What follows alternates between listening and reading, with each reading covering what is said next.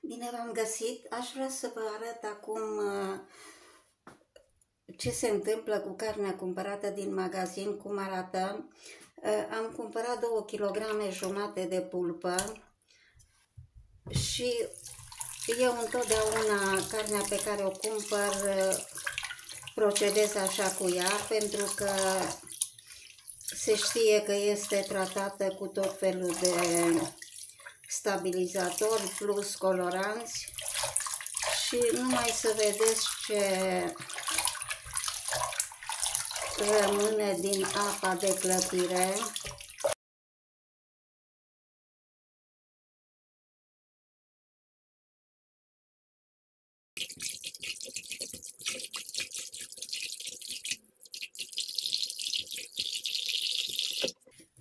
Arunc prima apă.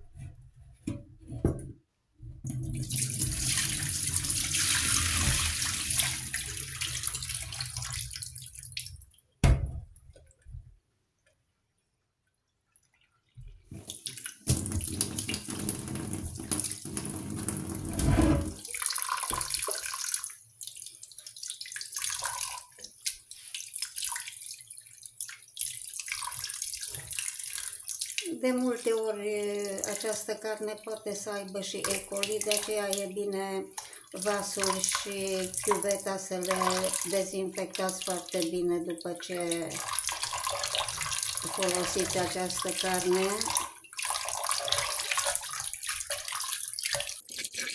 Ultima dată când am cumpărat carne de porc am avut o surpriză. Am fiert-o și am cântărit-o din curiozitate după ce am fiert-o și a scăzut la 3 kg, a scăzut cu 1 kg. Nu știu dacă și carnea crudă o injectează cu soluția pe care obișnuiesc să o folosească la alte produse.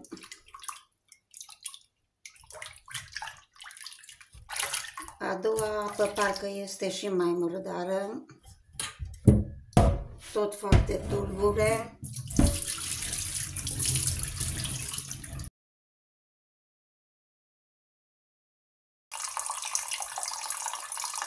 Nu mai clătesc, o să clătesc și după ce o țin la frigider o zi cu soluția pe care o să vă arăt. Am să pun 2 linguri de sare,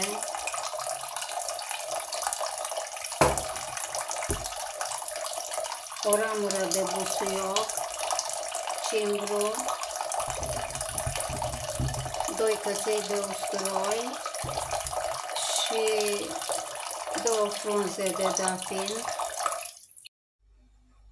Pun și 50 de ml de oțet de mere, care este și el antibacterian, și am să las să stea până mâine așa în frigider, după care o clătesc din nou în 2-3 ape și abia după aceea o folosesc. Plantele aromatice de obicei sunt antibacteriene și frunza de dafin, foaia de dafin, se știe că are aceste proprietăți antibacteriene, sarea la fel. Deci eu așa procedez cu orice tip de carne pe care o cumpăr. Am auzit și idei cum că de obicei carnea cumpărată e bine să se folosească imediat, fără să fie spălată, dar nu mi se pare normal. Uitați, iar s-a tulburat foarte tare.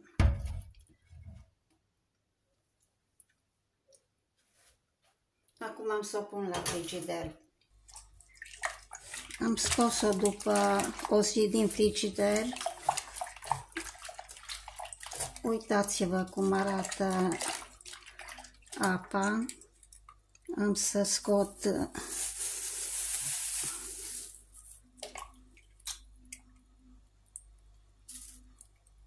acum am să vărs apa de pe carne și uitați-vă în chiuvetă cum arată. are și spumă.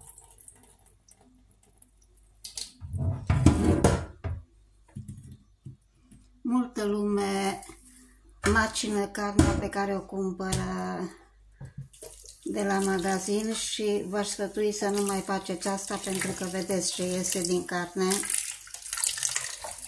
Mai bine o tratați așa acasă și apoi o macinați.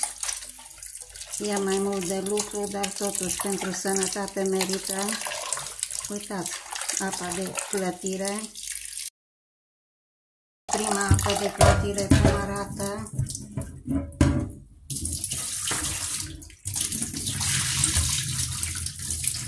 Tot face spumă. Vă dați seama ce conține această carne. Din păcate, nu avem alte posibilități de aprovizionare cu carne.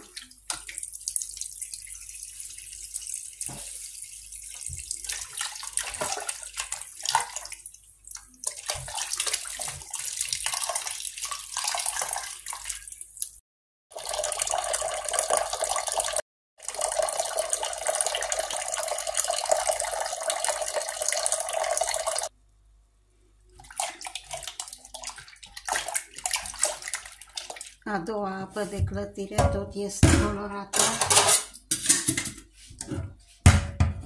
Mai puțin, dar tot este. Și spumă se face în continuare, văd că.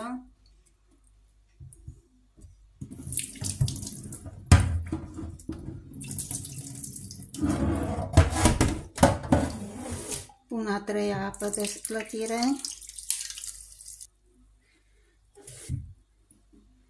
Arunc a treia apă.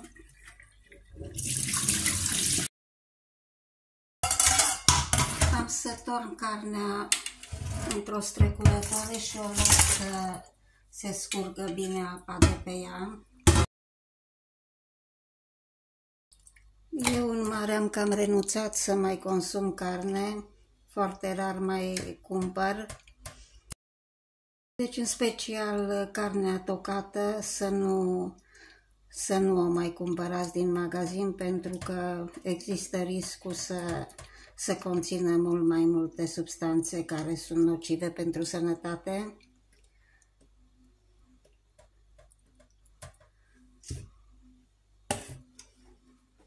Vă doresc numai bine!